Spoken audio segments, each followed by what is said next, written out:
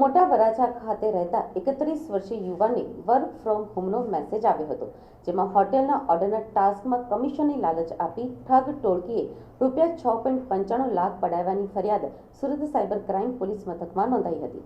Surat cyber crime police પાસેથી મળતી માહિતી મુજબ સુરતના મોટા વરાછા વિસ્તારમાં રહેતા અને કાપડના કારખાનામાં સુપરવાઇઝર તરીકે નોકરી કરતા 31 વર્ષીય યુવાન સાયબર ક્રાઇમનો ભોગ બન્યા હતા. ગત 11મી જાન્યુઆરીના રોજ તેમને ટેલિગ્રામ મારફતે વર્ક ફ્રોમનો મેસેજ આવ્યો હતો, પણ તેમણે તે તરફ કોઈ ધ્યાન આપ્યું ન હતું.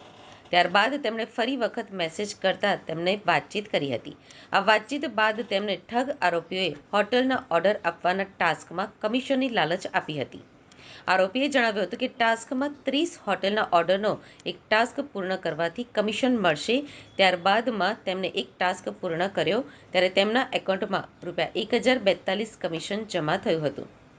બાદમાં તેમની પાસેથી અલગ અલગ ટાસ્ક અને ડિલક્સ ઓર્ડર જનરેટ કરી ₹7.50 લાખ ખાતામાં જમા કરાવી માત્ર ₹55,360 વિથડ્રોલ કરવા દઈ બાકીની ₹6.94 લાખની રકમ વિથડ્રોલ નહીં કરવા દઈ ઠગાઈ આચરી હતી. આ સમગ્ર મામલે સાયબર ક્રાઇમ પોલીસ મથકમાં ફરિયાદ નોંધાતા પોલીસે તપાસ શરૂ કરી હતી.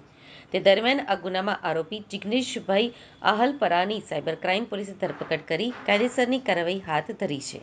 ક્રાઇમ બ્રાન્ચ સુરત શહેર નાયબ police commissioner Shri crime branch Surat શહેરનાઓની સૂચના અનુસંધાને સાયબર ક્રાઇમ પોલીસ સ્ટેશનની અંદર શહેરના નાગરિકો સાથે વિવિધ પ્રકારના ફાઇનાન્શિયલ ફ્રોડ કરી વિવિધ પ્રકારની એમો અપનાવીને સાયબર ગુનાનો નાગરિકોને ભોગ બનાવનાર આરોપીઓને શોધી કાઢવા માટે સૂચના આપવામાં આવેલ.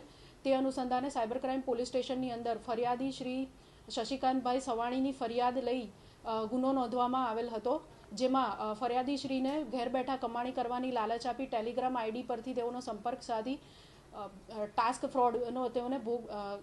ફ્રોડની કામગીરી આપવામાં આવેલ હતી, જેની અંદર તેઓને વિવિધ હોટલના બુકિંગ કરવાનું એક ટાસ્ક આપવામાં આવ્યું હતું. એ અનુસંધાને તેઓને ભોળવીને તેઓની પાસેથી ઓનલાઈન ટ્રાન્ઝેક્શન કરાવી લગભગ ₹7,50,000 જેટલી માતબર રકમ ઓનલાઈન વિવિધ એકાઉન્ટમાં ટ્રાન્સફર કરવામાં આવી હતી. તે અનુસંધાને સાયબર ક્રાઇમ પોલીસ સ્ટેશનની અંદર ટેકનિકલ સર્વેલન્સ અને પોલીસની મહેનતના આધારે આરોપીને ઝડપી પાડવામાં આવ્યો છે. આરોપીનું નામ છે જિગ્નેશ આહલપરિયા. તેઓ મૂળ એકાઉન્ટ ધારક છે, જેઓએ આ ફાઇનાન્શિયલ ફ્રોડ માટે પોતાનું એકાઉન્ટ ₹12,000 લઈને આગળ ભાડે આપેલ હતું. તેઓની હાલમાં વધુમાં પૂછપરછ ચાલુ છે, જેથી આગળના આરોપીઓને પકડી શકાય તે માટે હાલ ઇન્વેસ્ટિગેશન ચાલુ છે. ટાસ્ક બુકિંગનો આપવામાં આવ્યો હતો, હોટલ બુકિંગનો. એના માટે એક વેબસાઇટની પણ લિંક અરજદારને આપવામાં આવી હતી.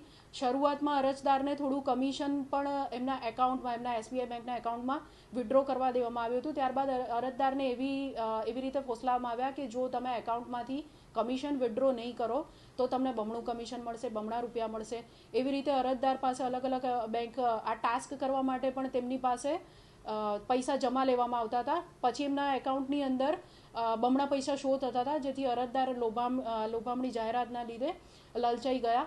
આજે કુલ 7 બેંક એકાઉન્ટની અંદર પૈસા જમા થયા હતા. અરજદારે જે ટ્રાન્સફર કર્યા હતા એમાં ફેડરલ બેંક છે, ઇન્ડસઇન્ડ બેંક છે અને AU small finance bank. Gujarat, Maharashtra, waste Bengal, UP, Andhra Pradesh, Maharashtra વગેરે જગ્યાઓના આ બેંકના જે ખાતા છે એની અંદર આ રૂપિયા ટ્રાન્સફર થયેલા છે. વધુ તપાસ આગળ ચાલુ છે. હજુ હાલના તબક્કે એકાઉન્ટ ફ્રીઝ છે. કોર્ટની કાર્યવાહી બાદ જ પૈસા રિકવર કે અનફ્રીઝ કરી શકાશે. હા, રૂપિયા ફ્રીઝ છે અંદર એકાઉન્ટમાં. અમે સ્ટેટમેન્ટ મંગાવીશું, એના આધારે વધુ ખ્યાલ આવશે.